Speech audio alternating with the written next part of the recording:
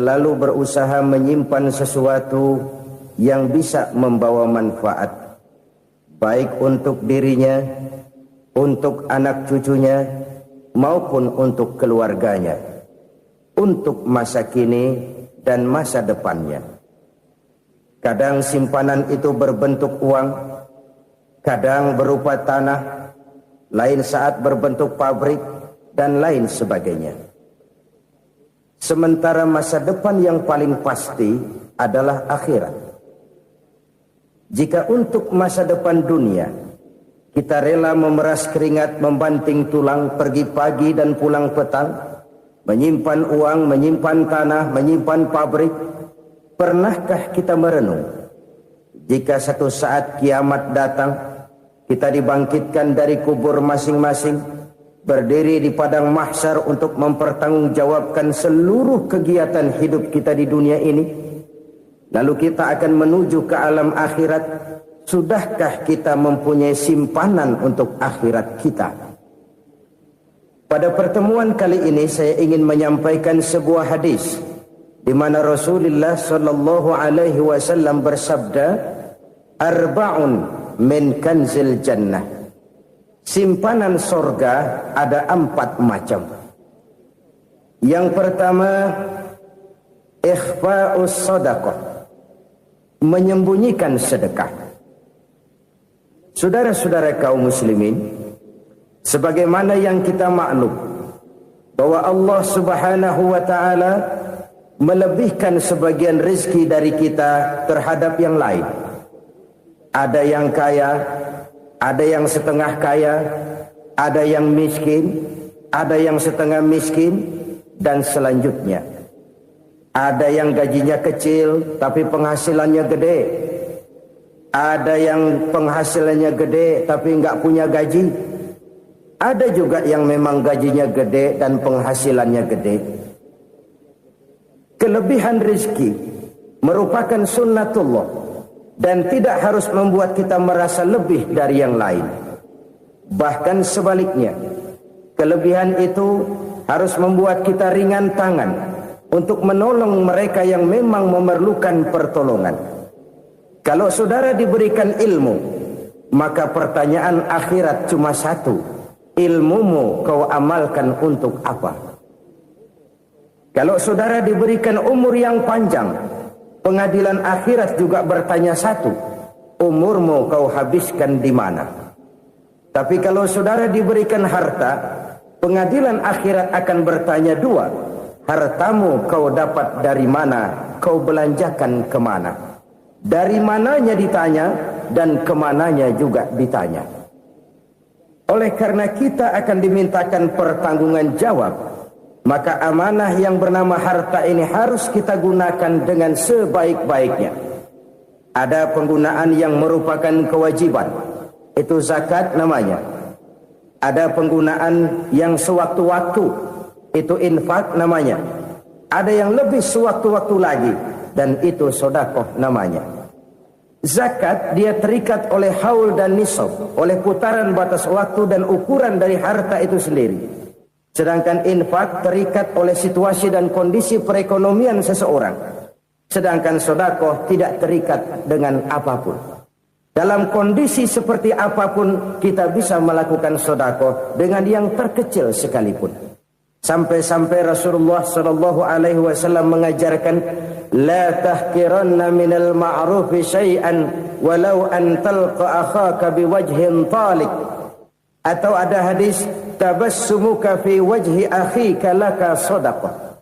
Senyumanmu kepada temanmu adalah sedekah. Jadi untuk melakukan sedekah tidak harus dalam berbentuk uang. Dengan ilmu kita bisa sedekah, dengan tenaga kita bisa bersedekah, dengan pikiran kita bisa bersedekah, bahkan senyum kepada teman itu pun sedekah. Jadi kalau sedekah dengan uang memang belum punya uang, nyengir aja banyakin. Itu asal pada tempatnya, jangan lalu ketemu tiang listrik cengengesan. Tentu tidak pada tempatnya dan tidak wajar. Nah, sedekah yang paling dicintai Allah adalah sedekah yang disembunyikan. Artinya jauh dari sifat riya. Kan kadang-kadang ada orang sedekah itu disebutkan namanya, apa tidak bagus? Kalau memang niatnya ikhlas, ya bagus-bagus saja. Untuk memberikan sugesti kepada yang lain. Si Fulan bin Fulan nyumbang sekian, diumumkan. Boleh kalau niatnya untuk memberikan rangsangan kepada yang lain supaya dia menyumbang lebih besar dari orang tadi. Tapi kalau itu mendatangkan riya, maka sedekah yang paling dicintai Allah adalah sedekah yang disembunyikan. Tangan kiri saja tidak tahu apa yang diberikan oleh tangan kanan. Sedekah yang dilakukan dengan ikhlas akan merupakan perbendaharaan surga, tersembunyi dari pandangan orang lain, tidak seorang pun tahu. Karena memang sikap yang baik adalah melupakan kebaikan dan mengingat kesalahan. Itu salah satu ciri orang bahagia. Orang yang selalu mengingat kesalahannya dan berusaha melupakan segala kebaikannya. Kalau dia akan berada kebaikan, dia tidak bisa ikut, dia merasa rugi karena dia merasa belum pernah berbuat baik. Tapi kalau akan melakukan kesalahan baru, dia ingat kesalahan yang sudah-sudah, sehingga terhalang baginya untuk melakukan satu kesalahan baru. Demikianlah saudara-saudara, bahwa Allah melebihkan rizki sebagian kita dari yang lain, agar terjadi tolong-menolong dalam kehidupan ini. Jadi kesenjangan yang nature, kesenjangan yang alami, itu sunnatullah. Ada yang kaya, ada yang miskin, ada yang kelas menengah. Nah, kenapa lalu sekarang kita berusaha mengentaskan kemiskinan? Oleh karena adanya kesenjangan struktural. Kalau yang kaya bisa semakin kaya, kenapa yang miskin tidak bisa naik jadi ikut sedikit kaya? Sebab pada dasarnya Islam adalah agama yang sejak turunnya sudah berupaya memerangi kemiskinan. Bahkan dikatakan kemiskinan itu mendekatkan kepada kekufuran. Orang kalau miskin udah dekat banget sama kafir. Gampang menjadi kafir. Berapa banyak saudara-saudara kita yang oleh karena soal perut, oleh karena soal materi, terpaksa meninggalkan dan menanggalkan akidahnya. Menjual petunjuk yang diberikan Allah dengan kesenangan dunia yang cuma sebentar ini. Na'udzubillah, thumma na'udzubillah. Jadi makin kita sembunyikan satu sedekah, semakin banyak perbendaharaan kita di surga.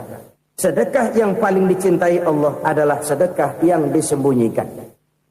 Malahan ada seorang sufi, dia punya kebiasaan kalau pergi sholat Jumat dia bawa uang, itu uang dia taruh di bawah tikar masjid. Dia niat sedekah kepada siapa saja yang nemuin itu duit. Maksudnya apa? Supaya yang nemuin nggak tahu siapa yang punya duit. Demikian dia saking ingin menyembunyikan sedekahnya. Karena sifat riya itu bisa memakan amal kita sendiri. Riya itu termasuk menyebut-nyebut kebaikan kita. Orang yang suka nepuk dada, sedikit-sedikit ngitungnya kalau nggak gua. Tuh kalau nggak gua tuh yang belas itu kalau nggak gua. Iya kalau nggak lu kenapa emang? Orang yang suka menepuk jasa, tuh biasanya memang begitu saudara-saudara. Kalau perang lagi berkecamuk, orang nggak sempat ngaku jadi pahlawan. Tapi begitu perang selesai, yang kagak kenal bedil ngaku pahlawan, mas. Itu sesuatu yang biasa. Oleh karenanya, orang-orang yang ikhlas dalam bersedekah, disembunyikannya sedekah itu, Allah cinta betul. Malahan ada hadis memberikan jaminan, inna sedaqatal mar'il muslimi tazidu fil umri wa tadfa'u mitatas su'i. Sesungguhnya sedekahnya seorang mukmin tazidu fil umri, bisa menambah umur panjang. Wa tadfa'u mitatas su'i, dan menyelamatkan manusia dari mati secara su'ul khatimah. Jadi siapa yang kepengen panjang umur, banyaklah sedekah. Yang bosan hidup, pelit terus. Sedekah menambah panjang umur dan menyelamatkan manusia dari mati secara su'ul khatimah. Pak, katanya umur itu nggak bisa ditambah, nggak bisa dikurangin. Kapan? Kalau ajal sudah datang. Fa idza jaa ajaluhum la yastakhiruna sa'atan wa la yastaqdimun. Kalau ajal datang tidak bisa dimajukan, tidak bisa dimundurkan. Itu kalau ajal sudah datang. Tidak bisa lagi umur ditambah dikurangi, sudah datang. Tapi kalau belum datang, itu kan haknya Allah. Mau ditambah, mau dikurangi, hak prerogatif Allah. Sebagai pencipta manusia, Allah maha kuasa dan maha mampu.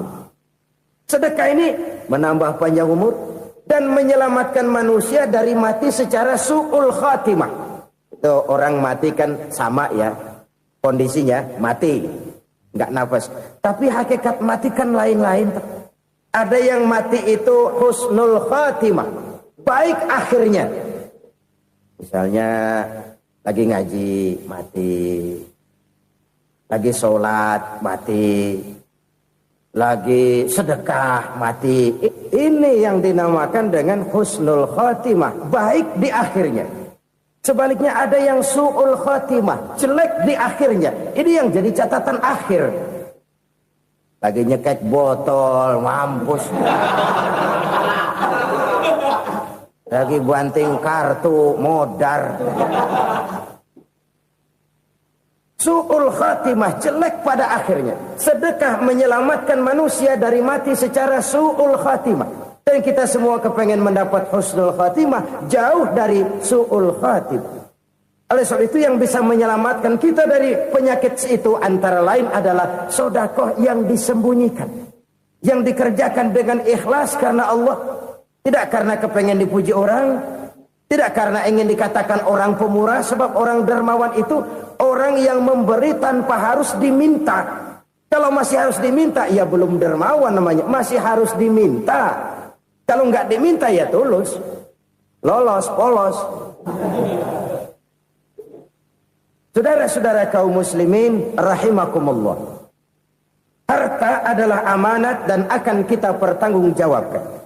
Allah melebihkan rizki sebagian kita dari yang lain agar kita saling tolong menolong, bantu membantu.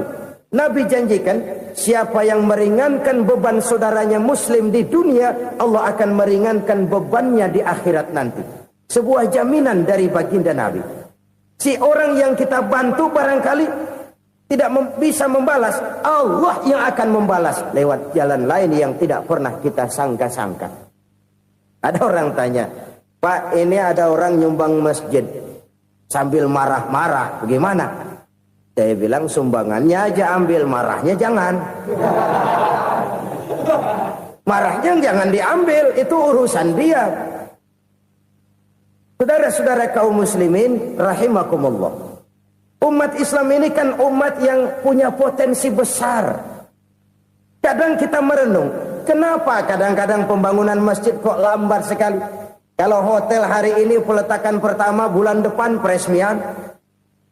Supermarket hari ini peletakan batu pertama, minggu depan peresmian. Tapi kalau sudah yang namanya masjid, kadang-kadang peletakan batu pertama sekaligus jadi batu terakhir. 3 tahun, 4 tahun, campur nebar jalak di jalanan. Duit dijaring kayak ikan sepat. Apa tidak ada orang Islam yang kaya? Banyak. Apa tidak ada pengusaha muslim yang jadi konglomerat? Ada. Lalu yang belum banyak itu yang komit terhadap nilai-nilai agamanya. Akhirnya kita jatuh jadi umat yang lemah. Belum ada pengusaha konglomerat muslim buka pabrik supermi cap bedug misalnya umpamanya atau pabrik kecap cap sorban supaya identitas keislamannya sedikit kelihatan. Kita jatuh jadi umat yang lemah karena potensi tidak terinventarisir dengan baik. Kita ini ibarat kompor yang cuma matengin nasi orang lain. Potensi kita dimanfaatkan oleh orang lain.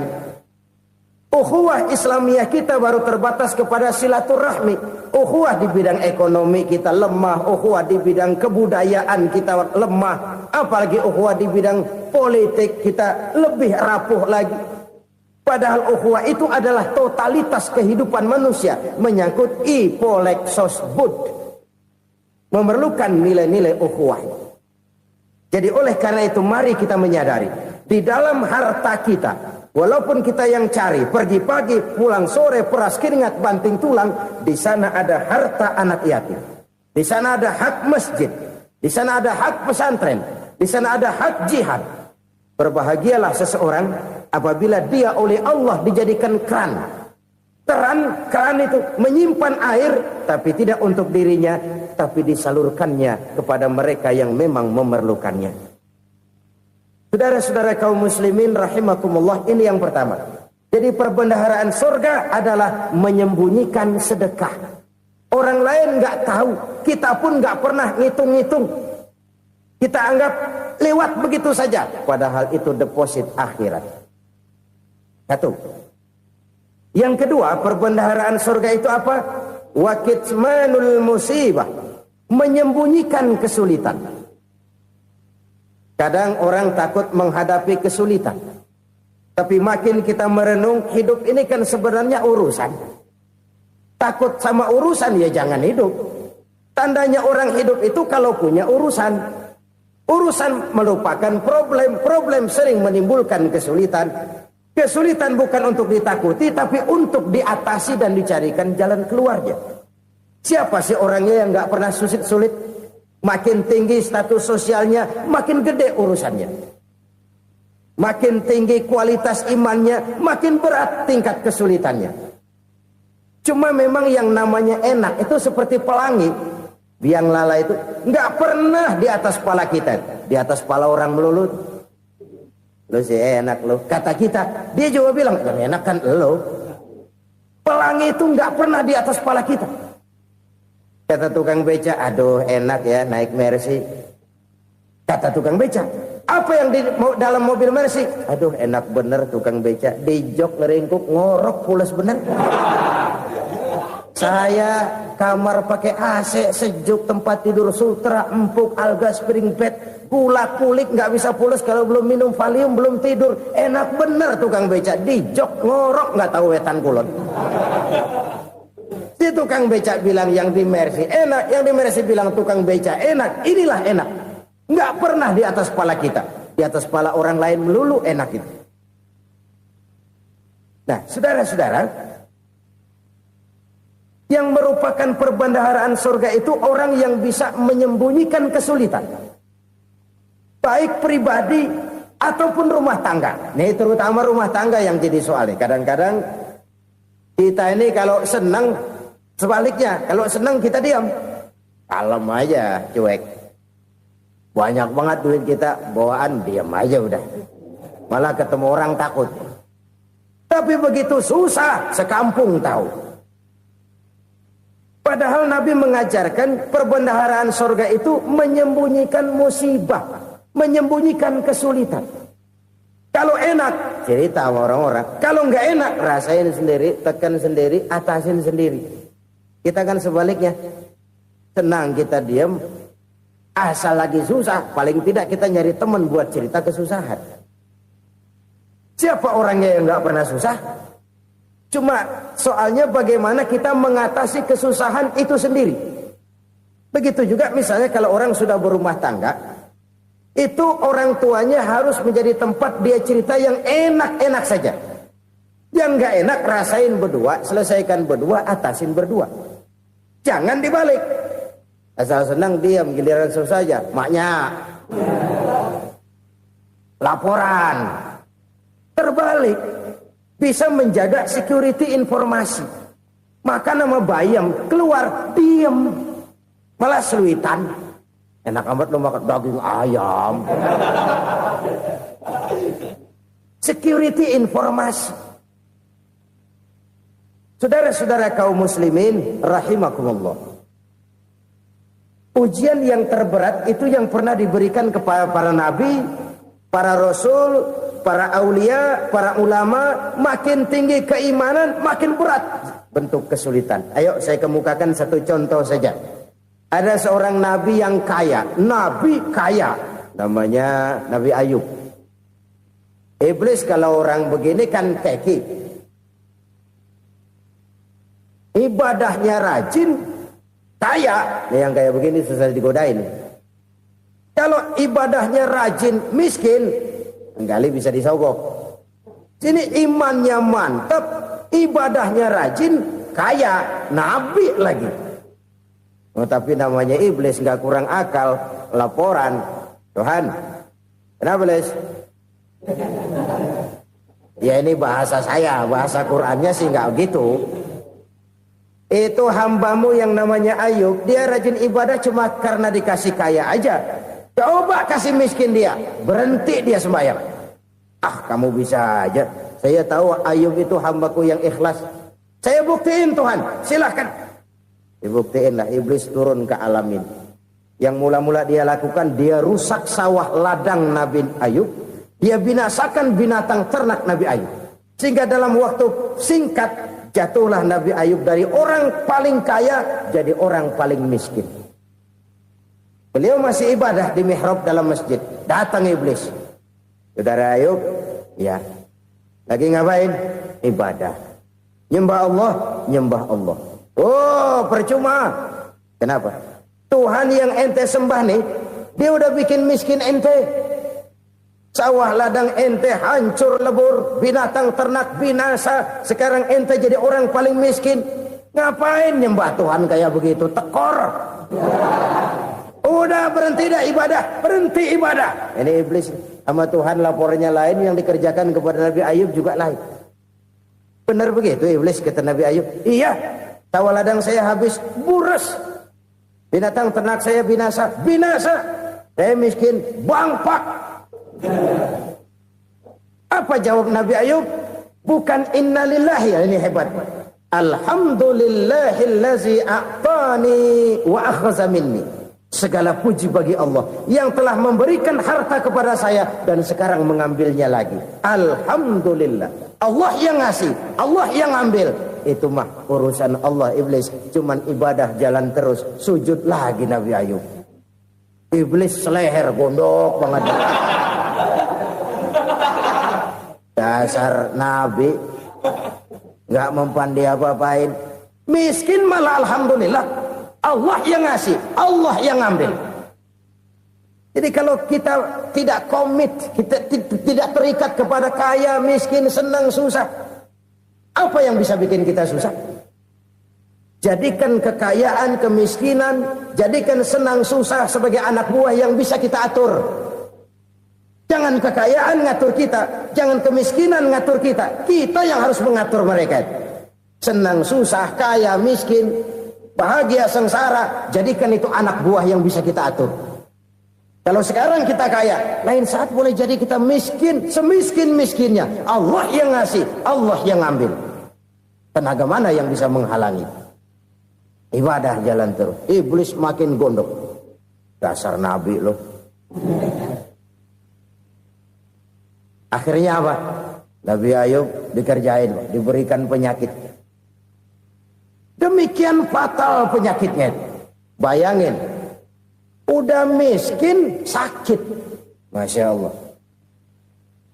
Miskin sakit. Sakitnya nggak lama, kira-kira 16 tahun. Istrinya 3, 2 mental minta ceraiin. Ngerawatin laki bengek begini. Senang belum tentu, susah udah pasti nih. Cerai aja, cerai dah. Cerai.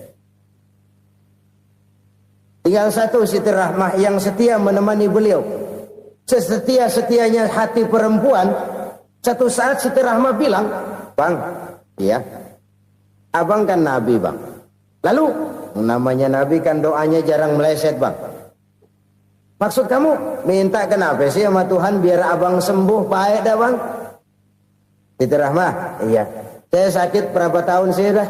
16 tahun bang. Sebelum ini saya sehat berapa tahun? Ya kira-kira 60 tahun bang. Nah coba ente banding-bandingin Rahmah. Saya dikasih sehat 60 tahun. Dikasih sakit 16 tahun. Sudah nggak sabar mau doa kepada Allah minta sembuh. Saya malu kepada Allah. Diuji dengan yang luar biasa seperti ini, tidak mengganggu stabilitas kehambaannya. Dia tetap menghamba kepada Allah Subhanahu wa ta'ala. Saudara-saudara kaum muslimin rahimakumullah. Kunci menghadapi kesulitan itu apa? Allah jelaskan dalam satu ayat, wa basyiris sabirin alladzina iza asabathum musibah qalu inna lillahi wa inna ilaihi raji'un. Gembirakan orang-orang yang sabar. Siapa mereka itu? yang apabila mendapat musibah mereka kembali kepada keyakinan dasar segalanya dari Allah dan segalanya akan kembali kepada Allah. Ini konsepsi dasar dari sikap muslim dalam menghadapi berbagai kesulitan. Segalanya dari Allah, segalanya akan kembali kepada Allah. Kalau ini sudah kondisi dasarnya, maka kita akan lapang menghadapi kenyataan bagaimanapun pahitnya. Apakah itu namanya miskin, apakah itu namanya sakit, bahkan maut sekalipun.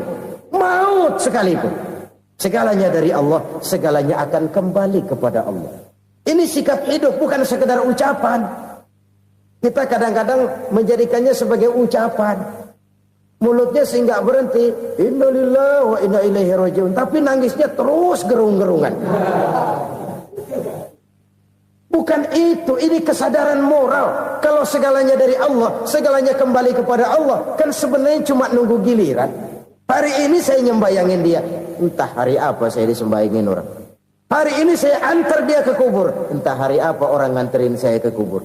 Hari ini saya tahlilkan dia, entah nanti kapan orang tahlilkan saya. Segalanya dari Allah, segalanya akan kembali juga kepada Allah. Oleh sebab itu saudara-saudara, kesulitan bukan untuk ditakuti. Kesulitan justru untuk diatasi, dicarikan jalan keluarnya. Dan tidak ada orang yang tidak pernah mendapat kesulitan. Tidak ada. Semakin tinggi status sosial, semakin tinggi kualitas keimanan, semakin besar juga tingkat kesulitan. Hanya saja bagaimana cara kita mengatasinya. Dan Al-Quran menyatakan, inna ma'al usri yusra. Di balik kesulitan itu pasti ada kemudahan. Roda itu berputar. Karena itu Rasulullah sallallahu alaihi wasallam mengingatkan kepada kita, ta'arraf ilallahi firraha ya'rifka fisyiddah. Ingatlah kepada Allah di waktu kamu senang, supaya Allah ingat kepada kamu di waktu kamu susah. Kalau waktu senang kita ingat kepada Allah, kita susah, Allah tidak akan meninggalkan kita.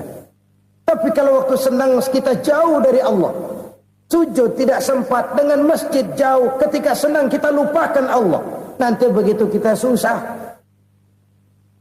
Allah lupakan kita. Dan itu menyakitkan. Oleh karena itu orang-orang tua kita dulu bilang, kalau lagi sehat ingat-ingat lu bakal sakit nanti. Kalau lagi kaya ingat-ingat satu saat kita bakal jatuh miskin. Bahkan kalau lagi muda ingat-ingat kita bakal tua. Dan yang terpenting, kalau lagi hidup ingat-ingat kita bakal mati. Saudara-saudara kaum muslimin rahimakumullah. Jadi yang kedua yang merupakan perbendaharaan surga, menyembunyikan musibah. Saudara-saudara kaum muslimin rahimakumullah. Hal ketiga yang merupakan perbendaharaan surga adalah wasilatur rahmi. Orang yang suka bersilaturahmi. Sebagaimana yang kita maklum bahwa manusia adalah makhluk yang disebut zon politika. Makhluk sosial yang tidak mungkin hidup sendiri-sendiri. Betapa dan siapapun kita memerlukan orang lain. Bodoh betul manusia kalau tinggal di tengah masyarakat tapi tidak mau bermasyarakat. Merasa hebat sendiri, pintar sendiri, gagah sendiri, kaya sendiri. Mungkin kalau mati juga ngubur sendiri. Jangankan kita di sini, di sorga saja Nabi Adam waktu sendirian bengong melulu, mondar mandir. Allah tegur dam sepi dam. Ya ini kalau bahasa saya. Iya Tuhan sepi ini nggak ada coret-corekan pisan ini. Diciptakan Siti Hawa baru anteng Nabi Adam. Itu di surga. Cobalah. Umpamanya saudara tinggal di Jakarta nih. Kayak bener. Apaan aja di Jakarta punya saudara dah. Jembatan Semanggi ambil. Monas buntel bawa pulang. Hotel-hotel ambil semua. Cuman tinggal di Jakarta sendirian, apa enaknya? Betapa dan siapapun kita perlu orang lain. Tidak ada seorang pun yang bisa memenuhi kebutuhan hidupnya secara sendiri-sendiri. Nah, Islam telah menyelamatkan manusia dari ras diskriminasi. Mengikat manusia dengan persaudaraan yang berlandaskan kepada akidah. Karena itu dianjurkan bersilaturahmi. Bahkan Nabi menyatakan, man arada ayyubsata lahu fi rizqihi wa yunsa'a fi atharihi falyasil rahimah. Siapa yang kepengen diluaskan rezekinya dan dipanjangkan usianya, banyaklah ia bersilaturahmi. Siapa yang kepengen dimudahkan rezekinya, hendaknya ia banyak bersilaturahmi. Kalau banyak teman, kesulitan kan paling tidak ada tempat cerita.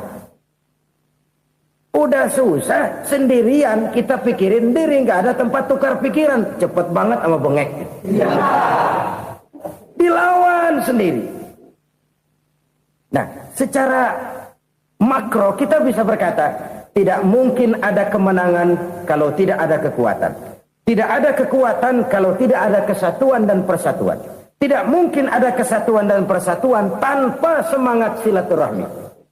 Kalau umat Islam mau menang, dia harus kuat. Kalau umat Islam mau kuat, dia harus bersatu. Kalau umat Islam mau bersatu, dia harus membudayakan silaturahmi ini. Bahkan sampai-sampai kata Nabi, kalau bisa cari nilai tambah. Apa? Silman qata'ak. Bersilaturahmilah kau kepada orang yang marah denganmu. Masya Allah, indahnya ajaran agama kita. Orang yang marah pun kepada kita, kata Nabi, kalau bisa bersilaturahmilah kepadanya, kepada orang yang marah itu. Di situ nilai tambah. Cuman jujur nih hadis, ngucapinnya gampang, ngamalinnya yang berat banget. Orang marah sama kita, kita disuruh silaturahmi. Ada apa malu? Lu marah, ada gue marahan lagi. Gue pikirin. Saudara-saudara kaum muslimin rahimakumullah. Tapi ini yang diajarkan, bahkan ini yang dicontohkan oleh baginda Rasul. Bagaimana begitu mudah? Misalnya satu saat Abu Jahal ini ngatur strategi bagaimana bikin Muhammad celaka. Dia gali lubang di depan tempat tidurnya. Dia tutupin daun korma. Terus dia panggil seseorang, ke sini. Kasih tahu Muhammad, pamannya sakit keras, minta ditengokin. Berangkat orang ini ke sana. Muhammad, labbaik. Pamanmu sakit keras, dia minta ditengokin. Baik, saya akan datang menjenguk beliau. Berangkatlah Nabi ke rumah Abu Jahal tanpa prasangka apapun. Abu Jahal udah pasang setil, selimut 3 rangkap setengah dipakai. Persis kayak orang meriang. Tapi sembari ngintip dari balik selimut. Begitu Muhammad buka pintu, nah, masuk perangkap nih. Muhammad jalan menuju tempat pembaringan. Makin lama makin dekat, makin lama makin dekat. Makin dekat ke lubang yang dipasang oleh Abu Jahal itu. Dalam hati Abu Jahal, terus dah jatuh, mampus dah lo ini. Mampus lo hari ini. Apa yang terjadi? Malaikat Jibril datang. Muhammad, pamanmu cuma pura-pura sakit. Di depan tempat tidurnya ada lubang perangkap supaya kamu jatuh ke situ. Sudah, kamu pulang. Balik kanan Nabi. Sudah hampir jatuh ke lubang, balik kanan, pulang. Bayangin kecewanya Abu Jahal. Muhammad dikit lagi, Muhammad dikit lagi. Enggak, paman, saya pulang aja. Emosi bangun dari tempat tidur, enggak sadar kalau lagi pura-pura sakit. Lompat ngejar Nabi, dia lupa dengan lubang yang dia gali. Pusrak, nyemplung sendiri ke dalam lubang.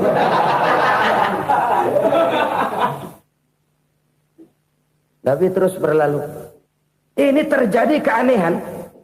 Jatuh ke lubang yang dia gali itu sebenarnya nggak terlalu dalam ya, antara 3-4 meteran lah. Tolong, saya jatuh ke lubang ini.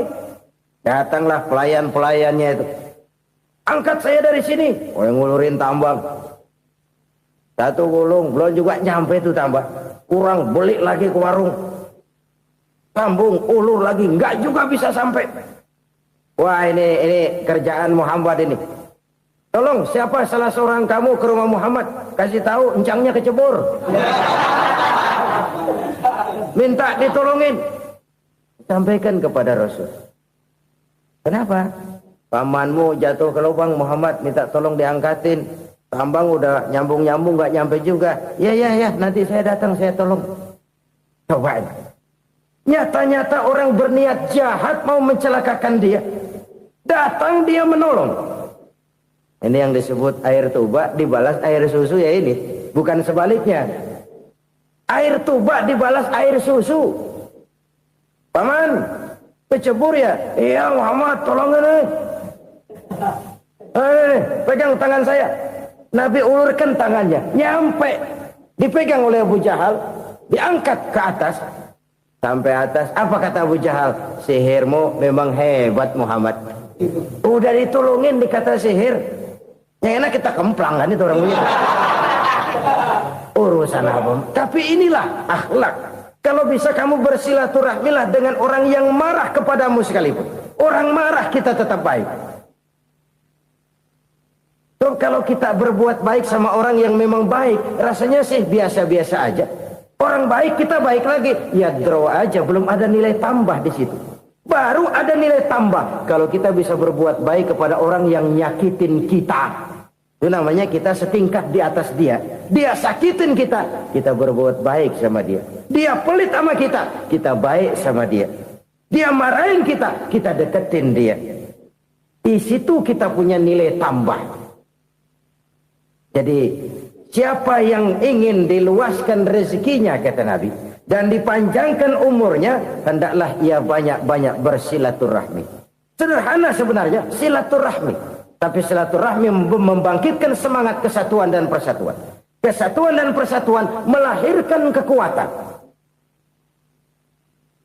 Dalam matematika, 1 ditambah 1 pasti 2. Tapi di tengah masyarakat, 1 orang takut ditambah 1 orang takut, hasilnya jadi 2 orang setengah berani. Kenapa setengah berani? Karena udah berdua. Tadi pan takut sendirian. Kalau dia kumpul turu-turu takutlah jadi berani. Kita yang lemah, kita yang tidak berdaya, kita yang miskin, kalau mau kompak bersatu, apa yang nggak bisa kita kerjain? Apalagi tinggal di kota besar, pilihan cuma 2, bertahan atau minggir. Bertahan atau minggir. Untuk bisa bertahan harus mampu bersaing. Untuk mampu bersaing harus punya keahlian. Keahlian harus ditunjang dengan pendidikan. Ditambah oleh kekompakan sebagai umat. Udah miskin mencar mulu, orang injek gitu. Orang nggak pandang urusan apa malu. Oleh karena itu silaturahmi pada hakikatnya merupakan roh dari ukhuwah yang diajarkan oleh agama kita. Bagaimana Islam menyelamatkan masyarakat manusia dari ras diskriminasi, mengikat manusia, dan tidak ada persaudaraan yang lebih indah selain persaudaraan yang diikat dengan nilai-nilai akidah. Sepanjang orang di jalan Allah, itulah saudara kita. Keluar dia dari jalan Allah, selesailah persaudaraan sampai di situ. Karena itu, kalau ingin menyimpan sesuatu di surga, banyaklah bersilaturahmi. Datang ke rumah ini, datang ke rumah itu, dan lain sebagainya. Itu simpanan kita di akhirat nanti. Ini yang ketiga. Saudara-saudara, yang keempat, perbendaharaan surga itu apa? Wa qawlu la hawla wa la quwwata illa billah. Ucapan la haula wa la quwwata illa billah. Ibadah kan ada yang berat, modalnya besar. Bangun masjid berat, modalnya besar. Bangun rumah sakit berat, modalnya besar. Ada ibadah yang berat, tapi modalnya ringan. Misalnya puasa. Puasa itu berat, mengendalikan nafsu. Kalau sekedar nggak makan nggak minum sih enteng, mengendalikan nafsu itu jihad terbesar. Tapi kan modalnya ringan, cuma niat saja. Ini ibadah berat, modalnya ringan. Ada ibadah yang ringan, modalnya juga enteng. Seperti termasuk ucapan la haula wa la quwwata illa billah. Tanpa sadar, la haula wa la quwwata illa billah, nyelengin tuh di surga. Nyelengin, kita nggak terasa, nyelengin simpenan akhirat. La haula wa la quwwata illa billah, nyimpan lagi. Kaget, la haula wa la quwwata illa billah, nyimpan lagi. Banyak simpenan. Walaupun sebenarnya yang dimaksud di sini adalah kesadaran batin bahwa tidak ada daya dan kekuatan kecuali Allah. Itu intinya. Kita memulai pekerjaan disunahkan baca bismillah, kan begitu. Apa itu? Kesadaran moral. Bahwa ini saya bisa kerjakan. Saya kerjakan ini dengan menyebut nama Allah. Kenapa? Kalau Allah tidak memberikan daya dan kekuatan, mana mampu saya kerjakan ini. Maka saya kerjakan ini dengan menyebut nama Allah. Bismillah. Kesadaran moral. Manusia hanya wajib berusaha, tapi nggak pernah wajib berhasil. Banyak hal-hal yang kalau kita renungkan secara rasio nggak mungkin. Tapi jadi kenyataan. La haula wa la quwata illa billah. Tidak ada daya dan kekuatan kecuali bagi Allah semata-mata. Kesadaran moral akan kelemahan dan keterbatasan makhluk bernama manusia. Kadang kita kagum dengan otak, tapi kita sering lupa sama yang bikin otak. Padahal bagaimanapun hebatnya otak, yang bikin otak pasti lebih hebat dari otak. Nggak percaya, silahkan otak-otakan. Inilah kecenderungan. Kita kagum dengan pesawat-pesawat mutakhir, bukan main besi gede banget terbang itu. Alangkah hebatnya. Lalu apa yang bikin otak tidak lebih hebat dari itu semua? Kita puji laut, apa yang bikin laut tidak lebih hebat dari laut itu? La haula wa la quwata illa billah. Tidak ada daya dan kekuatan kecuali Allah. Apa yang bisa kita lakukan kalau tidak karena daya dan kemampuan yang diberikan oleh Allah kepada kita? Lahirlah sikap tawadu, rendah hati, tidak melonjak menjadi angkuh dan sombong, sadar akan kelemahan dan keterbatasan diri. Sebagai makhluk yang diciptakan oleh Allah Subhanahu wa ta'ala.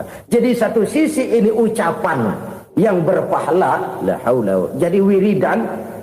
Pada sisi lain ini kesadaran moral, sikap mental, kesadaran batin, bahwa yang punya daya dan kekuatan itu cuma Allah. Kita nggak pantas untuk sombong, sebab sombong itu pakaiannya Allah. Kita nggak sedang pakai pakaian Allah, kegedean. Dan makin kita renungi, makin terbentur. Apa sih yang bisa kita sombongin? Kita mau sombong apa? Kaya, pintar, itu kan semua relatif. Di atas langit masih ada langit lagi. Jadi oleh karenanya, marilah kita menyadari. Manusia hanya wajib berusaha, tapi tidak pernah wajib berhasil. Yang berusaha saja tidak wajib berhasil, apalagi yang tidak berusaha. Islam bukan agama orang pemalas yang selesai sholat lalu endelohom, nggelenggem ayem-ayem. Tapi Islam bukan agama orang sombong yang setelah berusaha lalu tidak memerlukan Allah. Kita bisa saja bikin proyeksi, tahun sekian kita bakal panen besar menurut perhitungan otak. Tapi ada kejadian lain. Apa? Tikus ngambek. Habis itu dimakanin tikus, panen gagal. Proyeksi rasional gagal oleh tikus-tikus yang ngambek itu. Bisa saja terjadi. Tahun depan kita panen besar, urung. Kenapa? Musim panas panjang. Dan sekarang ini koran-koran bikin berita musim mengalami penyelewengan. Bukan cuma manusia yang nyeleweng sekarang. Musim pakai nyeleweng. Mestinya kan musim hujan udah selesai, masih hujan-hujan juga. Musim. Nah sekarang kita boleh bikin proyeksi, kita bakal panen besar. Tahu-tahu musim panas panjang, sawah retak, air kering. Cari teknokrat yang paling botak, suruh pendekin tuh musim panas. La haula wa la quwata illa billah. Inilah kesadaran moral. Saudara, saya teringat satu saat ada seorang konglomerat. Umurnya ya kira-kira 70-an. Satu saat dia ditanya oleh wartawan, "Pak, umur Bapak berapa sih?" "Ya paling 10 tahun." 10 tahun? 10 tahun? Anak Bapak berapa orang? Satu saja? Satu. Harta Bapak berapa? Ya paling-paling bangsa 7 juta kali. 7 juta? Iya. Pak, kenapa Bapak bohongi saya? Bapak punya buku biografi. Koran-koran, majalah-majalah banyak memuat cerita riwayat hidup Bapak. Saya tahu umur Bapak 70. Kenapa bilang cuma 7 tahun? Saya tahu anak Bapak 8. Kenapa cuma bilang 1? Saya tahu harta bapak miliaran, mungkin triliunan, pabrik di mana-mana, bank di mana-mana. Kenapa bilang uang bapak cuma 7 juta? Nah, kata si konglomerat tadi, kamu benar nak, kamu benar. Umur saya kalau jumlahnya memang 70 nak. Cuman ingat-ingat saya, baru 7 tahun terakhir ini saya sujud. Baru 7 tahun terakhir ini saya berusaha dekat dengan Allah. Saya laksanakan perintahnya, saya jauhi larangannya. 7 tahun inilah rasanya yang ada nilainya di hadapan Allah.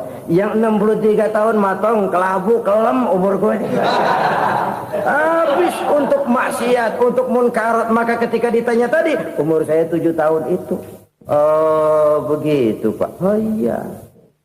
Lalu anak Pak. Anak bapak kan 8. Kenapa bilang cuma 1? Nah, kalau jumlah hitungannya memang anak saya 8. Tapi dari 8 orang ini rasanya cuma 1 nih. Yang bakal jadi buah hati, belahan jantung. Pelanjut cerita, penerus sejarah. Bakal jadi anak soleh yang akan mendoakan saya. Cuma 1 rasanya anak saya ini yang bakal jadi buah hati saya. Besar-besaran saya. Yang akan mendoakan di kubur saya. Yang akan mendoakan di akhirat saya. Yang 7 orang mana? Masya Allah, yang atu tenggeng, yang atu nyekek botol mulu, yang atu nggak karu-karuan. Makanya saya bilang 1 anak saya yang akan bisa mendoakan saya. Oh begitu Pak. Iya. Nah harta Pak, harta bapak kan triliunan, pabrik bapak di mana-mana, uang bapak hampir di tiap bank-bank besar. Kenapa bilang cuma 7 juta? Betul kau nak. Harta saya kalau jumlahnya memang miliaran, triliunan mungkin. Tapi yang saya ingat baru 7 juta tuh yang saya belanjakan di jalan Allah. Saya nyumbang masjid, saya santuni yatim piatu, saya bantu pembangunan pesantren, saya bantu pembangunan rumah sakit Islam. Itu yang akan saya bawa pulang ke akhirat, yang 7 juta itu. Yang triliunan itu nanti akan diperebutkan oleh anak-anak saya sebagai waris saya. Jadi harta saya 7 juta itu yang bakal nemenin saya di akhirat. Yang akan saya bawa pulang jadi teman saya. Saudara-saudara kaum muslimin, jangan-jangan orang tua itu adalah kita-kita ini.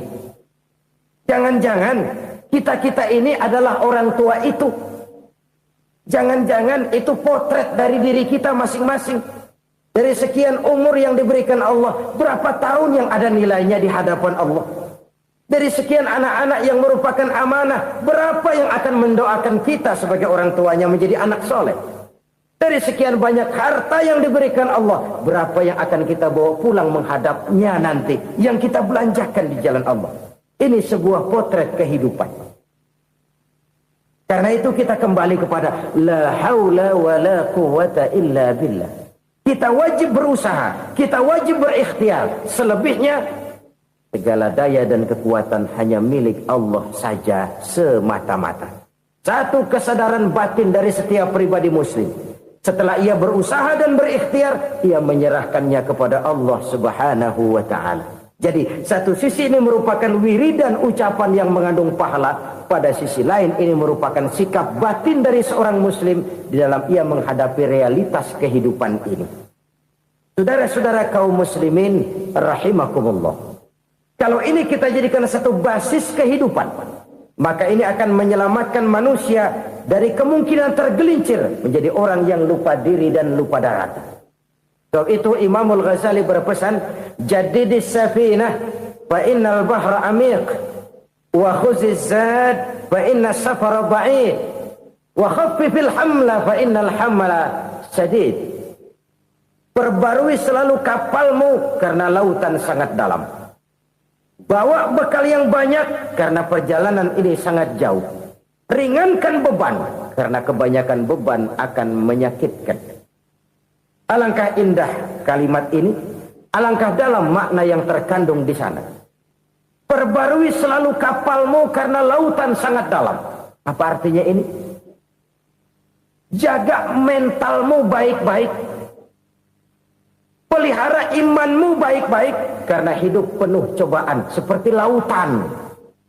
Kita kalau berlayar di lautan kan kadang-kadang tenang, angin bertiup sepoi-sepoi basah. Jika malam datang bintang gemintang bertabur menghias cakrawala. Rembulan memantulkan sinarnya dengan indah.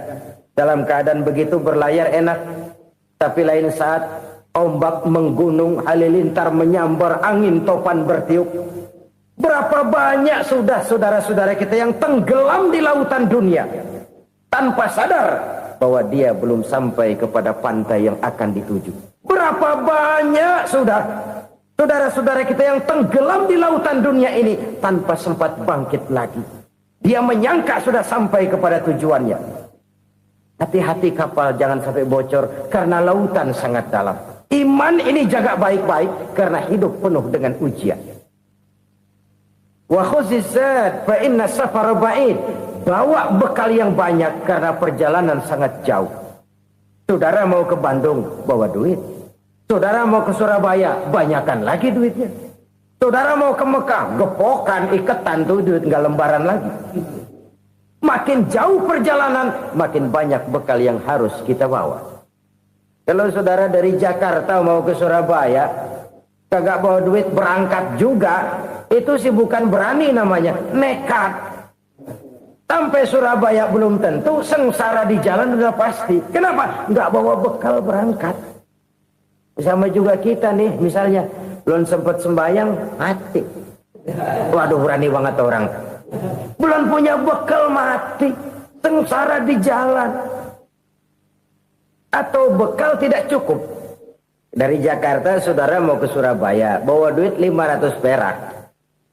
Paling jauh Cikampek nyampenya itu. Paling jauh itu. Antara jauhnya perjalanan dengan bekal yang saudara bawa tidak seimbang.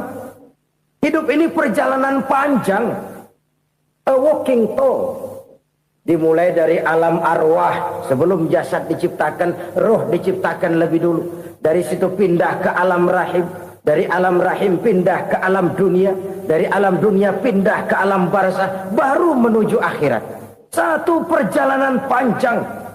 Kalau bekal tidak bawa, sengsara di jalan. Bawa bekal yang banyak karena perjalanan ini sangat jauh. Wa khaffifil hamla, ringankan beban karena beban itu cuma akan menyulitkan. Kalau bekal itu sih keperluan, tapi beban nggak kita perluin, cuma ngeberat-beratin. Apa ini beban? Dosa. Kecurangan, kebatilan, kezoliman, ketidakadilan, kesewenang-wenangan. Itu akan jadi beban kita di akhirat.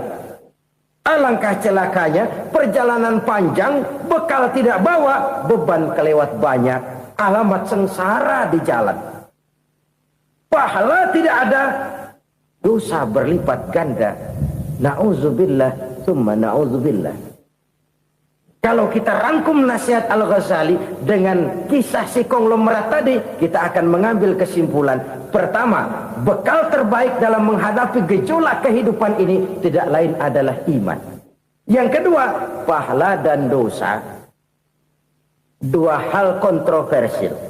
Pahala adalah bekal, dosa adalah beban. Tapi kita sekarang kan tidak begitu terangsang kepada yang abstrak. Orang berlomba mencari yang konkret-konkret saja. Yang real. Kalau memang dosa, benjol dong. Kira-kira begitu. Kira-kira begitu. Persis orang Yahudi dulu. Orang Yahudi itu kan pernah minta kepada Nabi Musa. Ya Musa lan nu'mina laka hatta narallaha jahrah.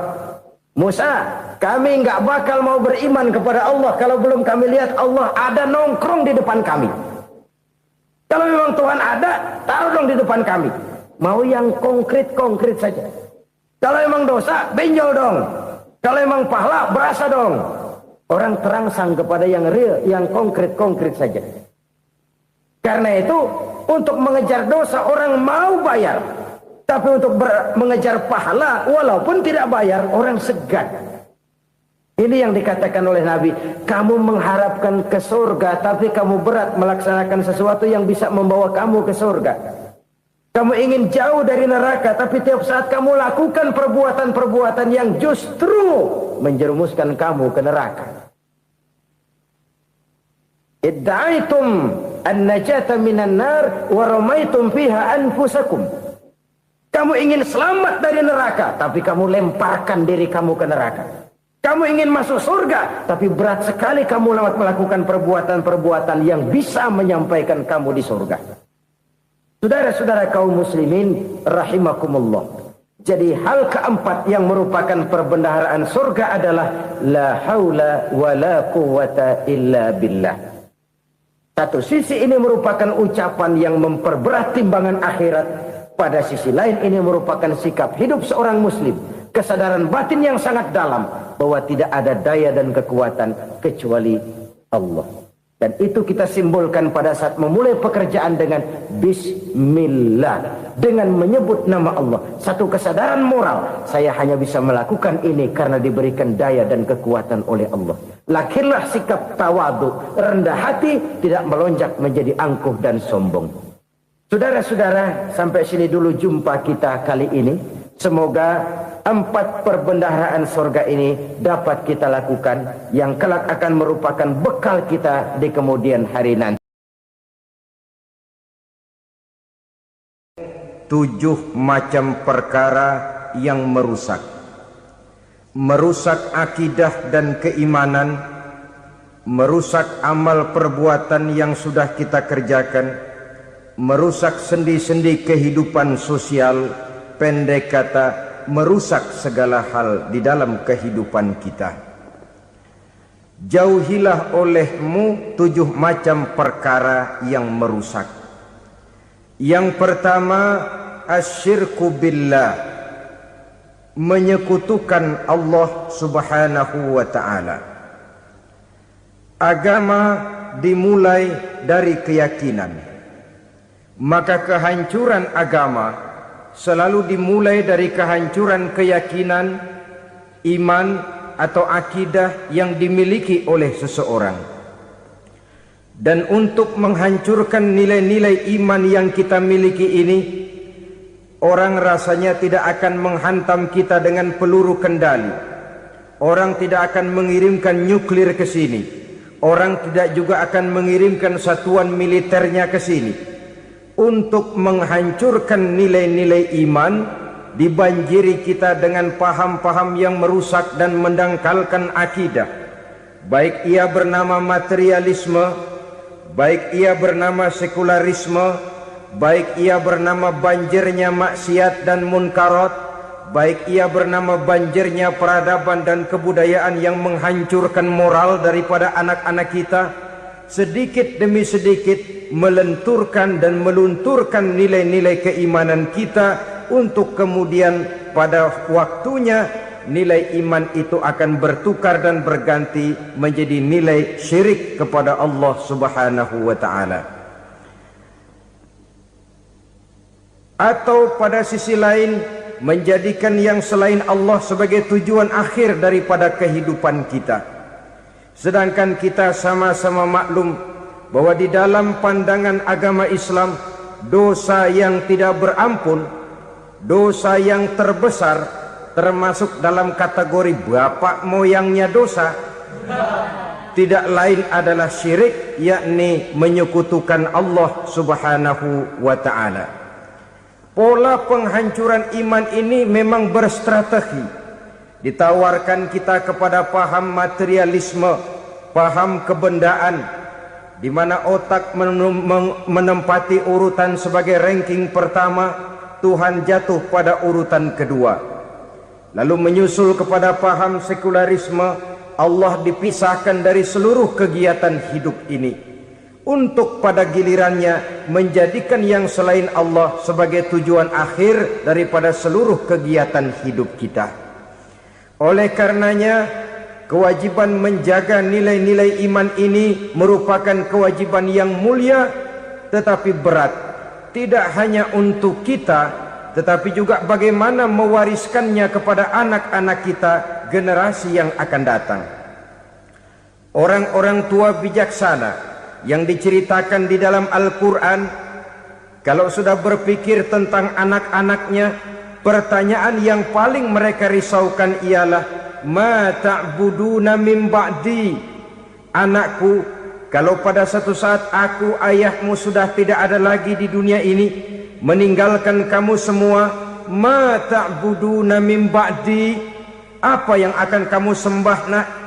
Jikalau sekarang ayahmu masih mau ke masjid, masih mau melakukan rukuk dan sujud, masih beribadah menyembah Allah Subhanahu wa ta'ala, kalau orang tuamu sudah tidak ada, ma ta'buduna min ba'di, masihkah engkau mau datang ke masjid? Masihkah engkau mau rukuk dan sujud? Masihkah engkau mau menyembah Allah Subhanahu wa ta'ala? Pertanyaan ini yang dipikirkan oleh Nabi Yakub kepada putra-putranya. Pertanyaan ini yang diteruskan oleh Nabi Ibrahim kepada anak-anaknya. Pertanyaan ini yang diwariskan oleh generasi ulama salafus saleh kepada para generasi berikutnya. Bagaimana kita generasi sekarang? Kita orang-orang tua sekarang bukan berfikir ma ta'buduna min ba'di, malah yang kita fikirkan ma ta'kuluna min ba'di. Kalau bapak tidak ada nanti kamu makan apa nak? Perkara kamu nyembah apa urusan nomor 18. Yang penting kamu nanti hidup bisa makan nak. Maka kita sibuk mewariskan harta kepada anak-anak kita. Kita sibuk mewariskan kebun dan tanah kepada anak-anak kita. Kita sibuk mewariskan pabrik kepada anak-anak kita. Sementara kita lupa mewariskan intan yang paling mahal, mewariskan mutiara yang paling berharga, yaitu nilai iman kepada Allah Subhanahu wa ta'ala. Alangkah baiknya apabila warisan harta, warisan tanah dan kebun, warisan rumah dan pabrik didasari lebih dahulu dengan mewariskan nilai iman kepada Allah Subhanahu wa ta'ala. Sebagai orang-orang tua, kita boleh bersedih kalau anak kita tidak mengerti komputer. Kita boleh bersedih kalau anak kita tidak mengerti matematika. Kita boleh bersedih kalau anak kita tidak mengerti bahasa Inggris. Tapi sewajarnya lebih bersedihlah kita orang tua jikalau mempunyai anak yang tidak kenal Allah sebagai Tuhannya, yang kemudian tidak mau rukuk dan sujud kepada Allah Tuhannya. Itulah kemalangan yang paling malang bila kita meninggalkan generasi yang tidak bertauhid kepada Allah Subhanahu wa ta'ala. Betapapun anak kita tidak ngerti komputer, saudara, paling-paling kerugiannya cuma kerugian dunia. Masuk dia ke alam barzakh, munkar nakir tidak akan sempat tanya kau belajar komputer apa tidak. Kumpul dia di padang mahsyar, malaikat juga tidak akan tanya matematikamu nilainya berapa. Yang ditanya kau kenal Allah, kau rukuk dan sujud kepadanya, kau pernah datang ke masjid. Oleh karena itu sekali lagi, menjaga nilai iman tidak hanya untuk kita, tetapi juga mewariskannya kepada anak-anak kita generasi yang akan datang. Sungguh kemalangan yang paling besar apabila kita meninggalkan anak-anak kita. Mereka kita tinggalkan lemah ekonominya, itu tidak baik. Mereka kita tinggalkan lemah otaknya, itu pun akan membuat mereka tertinggal oleh yang lain. Tapi yang paling celaka, jikalau kita tinggalkan mereka dalam kondisi lemah imannya, rapuh akidahnya, tidak baik dan tidak betul keyakinan hidupnya. Oleh karena itu Nabi berpesan, jauhilah 7 perkara yang merusak. Yang pertama, syirik kepada Allah Subhanahu wa ta'ala. Menyekutukan Allah baik dalam ucapan, dalam keyakinan ataupun dalam perbuatan. Ini perkara pertama yang termasuk 7 perusak besar di dalam kehidupan. Kalau sudah jatuh kita ke lembah syirik, bagaimanapun banyak kebaikan yang kita kerjakan, berjiwa sosial, bertangan pemurah, gemar menolong orang lain, kalau memang dasarnya syirik, maka seluruh kebaikan kita akan hancur, tidak akan ada nilainya dalam pandangan Allah Subhanahu wa ta'ala. Dalam pandangan manusia mungkin kita dicatat sebagai orang sosial, gemar menolong orang lain, tidak berpangku tangan melihat orang yang mendapat kesulitan. Tapi oleh karena dasarnya syirik, dasarnya tidak mentauhidkan Allah, maka seluruh nilai kebaikan yang kita kerjakan tidak akan ada nilainya dalam pandangan Allah Subhanahu wa ta'ala. Maka jagalah iman kita jangan sampai dihinggapi penyakit syirik yang bagaimana kecilnya sekalipun. Sekali lagi, baik syirik dalam bentuk ucapan, syirik dalam bentuk keyakinan, sampai kepada syirik dalam bentuk perbuatan, kita berhindar kepada sifat-sifat yang sedemikian itu. Karena apa? Dalam satu ayat Quran Allah Subhanahu wa taala menjelaskan, innallaha la yaghfiru ayyushraka bih wa yaghfiru ma duna dzalika liman yasha.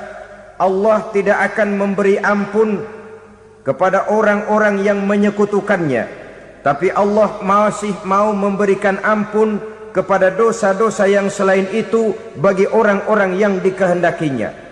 Dosa selain syirik, apabila kita bertaubat, Allah masih mau mengampuni.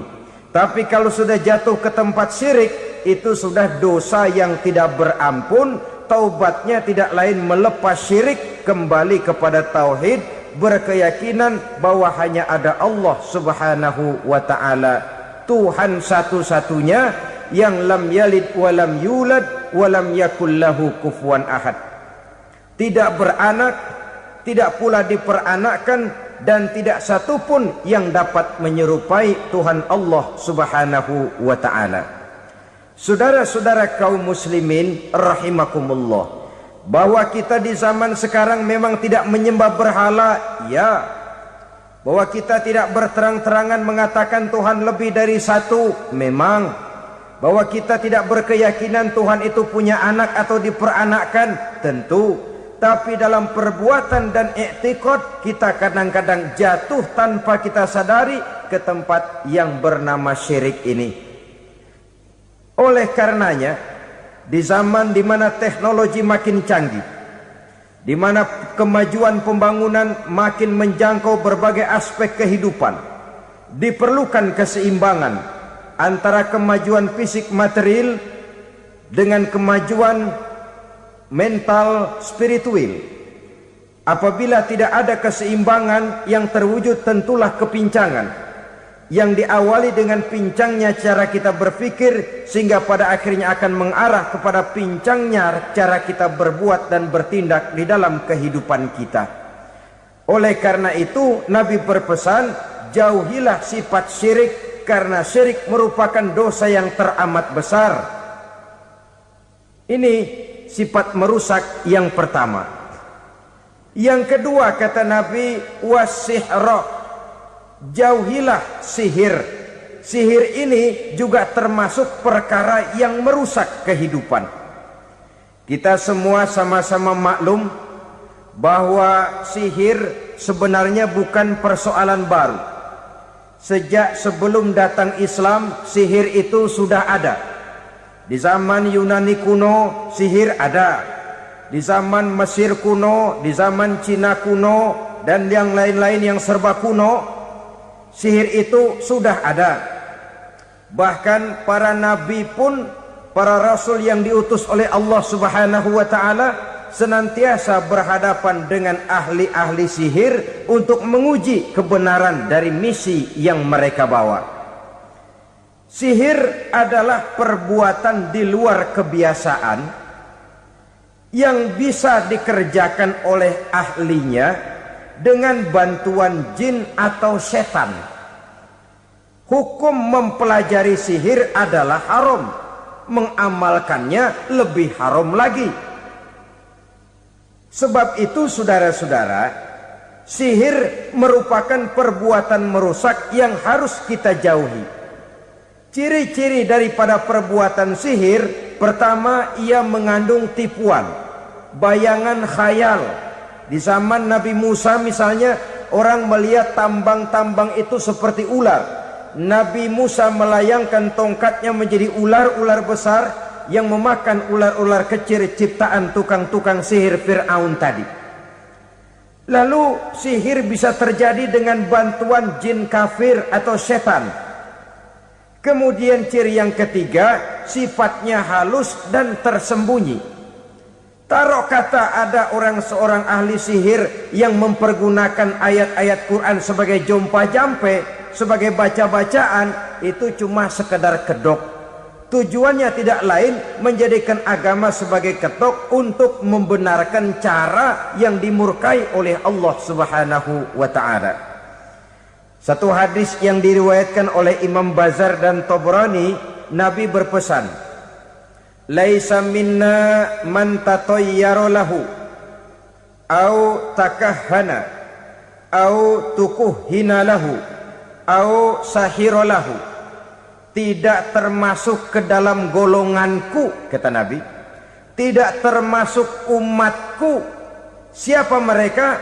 Man tatayyara lahu, orang yang bertatoyur.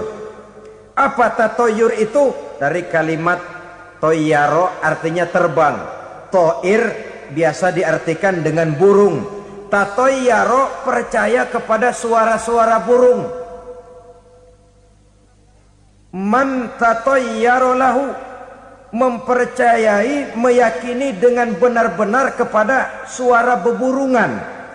Kan suka ada itu, nah bunyi burung tuh, maling liwat. Maling liwat. Burung bunyi, maling liwat. Itu termasuk tatayyara lahu, percaya kepada suara burung. Kan aneh kalau suara orang nggak dipercaya, suara burung malah dipercaya. Ada ustadz ceramah, kiai ngaji, nggak mau didengerin, burung dengerin bener. Nah, suaranya dari sebelah mana? Belah kulon. Nah, itu tandanya ano. Habis dihitung-hitung, itu termasuk tatayyara lahu. Au takahana, atau bertenung, au tukuhina, atau minta ditenungkan, au sahirolahu, atau melakukan perbuatan sihir, atau minta disihirkan. Laisa minna, tidak termasuk ke dalam golonganku, kata Nabi. Sehingga dengan demikian saudara-saudara, menghadapi sihir dengan sihir sekalipun termasuk perbuatan yang tidak diajarkan oleh agama. Kita kan mempelajari sihir untuk jaga diri, tidak apa-apa. Yang dilarang mengamalkannya, dilarang juga mempelajarinya. Sebab orang kalau sudah mengetahui, biasanya lalu terangsang untuk mencoba. Kalau percobaannya berhasil, biasanya terangsang untuk coba lagi dan coba lagi. Pada akhirnya ketagihan, lalu beralih menjadi profesi, apalagi itu nanti bisa mendatangkan hasil uang. Saudara-saudara kaum muslimin rahimakumullah, kita manusia makhluk nyata, kita hidup di alam nyata, terikat oleh sunnatullah, causality.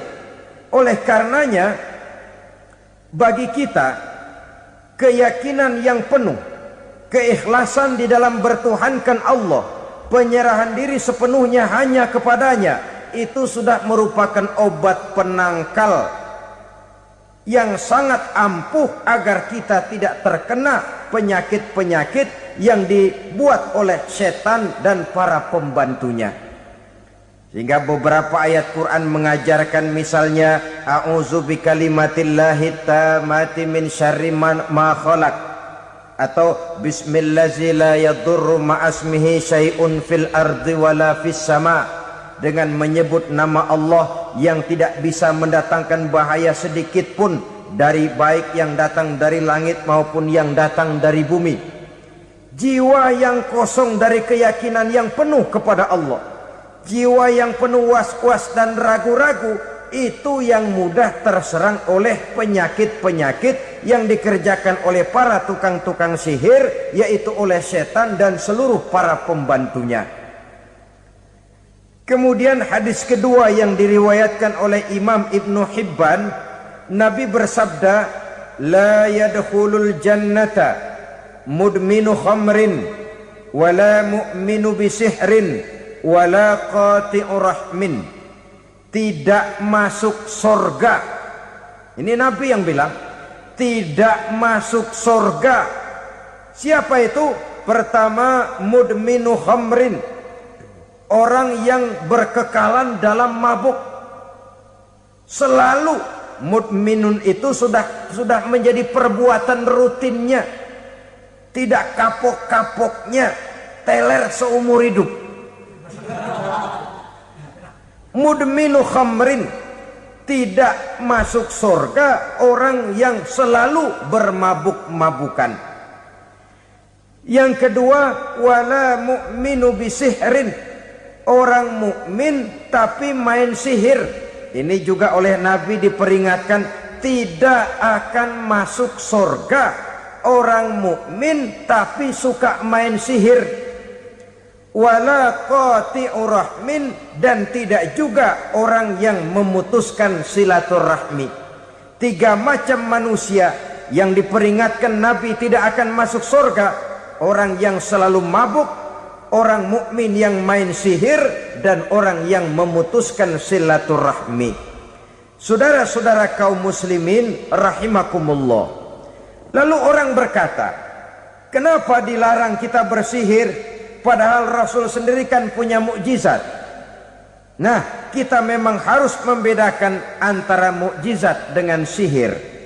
Dalam kehidupan agama kita kenal ada yang namanya mukjizat, ada yang namanya karomah atau keramat biasa diucapkan, ada yang namanya maunah, ada yang namanya irhas, ada juga yang namanya sihir. Kesemuanya ini berbeda, saudara-saudara. Yang dinamakan mukjizat itu khusus untuk para rasul saja. Satu kejadian luar biasa yang terjadi dilakukan oleh rasul atas izin dari Allah Subhanahu wa taala. Perbedaannya dengan sihir jelas. Sihir dari setan, mukjizat dari Allah. Sihir bisa dipelajari, mukjizat tidak. Sihir umumnya untuk maksud-maksud yang tidak baik, sedangkan mukjizat untuk memperkuat kebenaran yang disampaikan oleh para rasul dan ditentang oleh umatnya. Bahkan kafir Quraisy dahulu menganggap orang-orang ahli sihir itu berada dalam satu posisi yang hina, sehingga mereka mengatakan dan menuduh Nabi Muhammad sebagai tukang sihir. Tuduhan sebagai tukang sihir adalah tuduhan yang sangat aib dan hina. Di tengah masyarakat kufar jahiliyah, kedudukan tukang sihir dipandang sebagai kedudukan yang hina, sehingga mereka mengejek Nabi dengan sebutan tukang sihir. Jadi mukjizat hanya untuk Rasul saja. Kemudian karomah. Karomah ini asal kata dari karomah, kehormatan, kemuliaan yang diberikan Allah kepada hamba-hambanya yang rajin mendekatkan diri kepadanya. Oleh karena ketekunannya melaksanakan ibadah, Allah memberikan keistimewaan kepada orang itu, yang dengan keistimewaannya dia bisa mengerjakan yang tidak bisa dikerjakan oleh orang lain. Karomah hanya bisa dicapai dengan prestasi ibadah. Kalau sihir, mau ibadah apa enggak, asal dia belajar, bersatu dan berteman dengan setan, memenuhi persyaratan-persyaratan setan, biasanya lalu bisa. Sedangkan karomah tidak mungkin terwujud tanpa orang mendekatkan diri sedekat-dekatnya kepada Allah Subhanahu wa ta'ala. Maka kita lihat biasanya orang-orang yang punya ilmu sihir, mukanya rata-rata nggak enak dilihat. Kumuh, jauh dari air wudhu, jauh dari sujud kepada Allah, malah berteman dengan setan, menjadi pelayan-pelayannya setan. Saudara-saudara, adapun maunah, keistimewaan yang diberikan Allah kepada hamba-hambanya yang belum sampai kepada tingkat wali, tapi orang itu lebih banyak kebaikannya daripada kesalahannya. Umpamanya, saudara jalan bertiga di pinggir jalan, saudara ada pada posisi di tengah, lalu bertiga ini ketabrak mobil. Menurut perhitungan saudara mati lebih dahulu, tapi terjadi hal yang aneh, 2 teman saudara mati, saudara malah cuma luka dan lecet sedikit saja. Apa itu? Kalau kita lebih banyak kebaikannya daripada kesalahannya, itu yang dinamakan ma'unah. Pertolongan yang diberikan Allah kepada hamba-hambanya yang lebih banyak kebaikannya daripada kesalahannya. Sedangkan yang dinamakan irhas, kejadian luar biasa pada diri seseorang pada waktu dia masih kecil, yang menunjukkan tanda-tanda keistimewaannya. Itu umumnya pada para nabi pada usia kecilnya sudah ada irhas, tanda-tanda istimewa. Jelas baik mukjizat, karomah, maunah maupun irhas berbeda dengan sihir. Sihir ini jelas saja merupakan bantuan dan persekutuan antara manusia dengan setan. Padahal setan, kata Allah dalam Al-Quran, innahu lakum aduwwum mubin, sesungguhnya setan bagi kamu adalah musuh yang sangat jelas.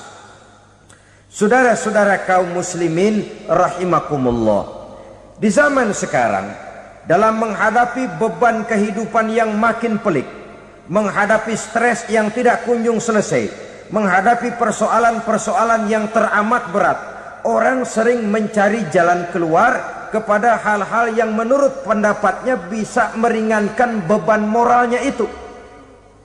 Pergilah dia mencari sesuatu yang dapat meringankan bebannya. Dan tidak jarang yang jatuh ke pangkuan tukang-tukang tenung, ke pangkuan tukang-tukang sihir, yang mereka itu oleh Quran dijelaskan kadzabal munajjimun walau sodaku. Tukang-tukang tenung, tukang-tukang sihir, mereka itu bohong walaupun benar. Maksudnya bohong walaupun benar, artinya kalau yang mereka kerjakan benar, itu sih kebenaran. Benar dengan kebenaran itu lain. Kebenaran, kebetulan bisa, tapi tidak untuk selalu. Apalagi kalau itu sudah membahayakan kehidupan orang lain. Jadi oleh karena itu Nabi berpesan, jauhilah daripada sihir. Kalau sudah jauhilah dari sihir, artinya ya jauhilah daripada mempelajarinya, jauhilah daripada bergaul dengan orang-orang yang ahli di bidang itu, karena dari pergaulan segalanya bisa menular. Baiklah saudara, ini yang kedua. Yang ketiga pesan Nabi, wa qatlan nafsil lati harramallahu illa bil haq, membunuh orang lain dengan cara yang tidak benar, membunuh orang yang diharamkan oleh Allah Subhanahu wa taala untuk melakukannya kecuali dengan alasan yang benar. Kita tahu Islam adalah agama damai, sesuai dengan namanya. Ia tidak dikembangkan dengan pedang dan kekerasan. Ia dikembangkan dengan keteladanan dan tuntunan moral. Oleh karena Islam bukan agama kekerasan, Islam pun tidak mementingkan dan mengajarkan kekerasan kecuali dengan alasan yang benar dan bisa dipertanggungjawabkan. Membunuh dengan sengaja, menghilangkan nyawa orang lain tanpa alasan yang bisa dibenarkan adalah merupakan dosa besar dan satu di antara 7 perkara yang bisa mendatangkan kerusakan dalam kehidupan dan yang hendaknya harus kita jauhi. Saudara-saudara kaum muslimin rahimakumullah, beberapa waktu yang lalu di sebuah kota kecil yang indah bernama New Auckland. Saudara tahu New Auckland? Itu dari Gunung Kidul masih ngidul lagi. Pernah diadakan satu seminar yang membicarakan bagaimana menyelamatkan masyarakat manusia dari bahaya Perang Dunia Ketiga. Diperkirakan kalau terjadi Perang Dunia Ketiga, manusia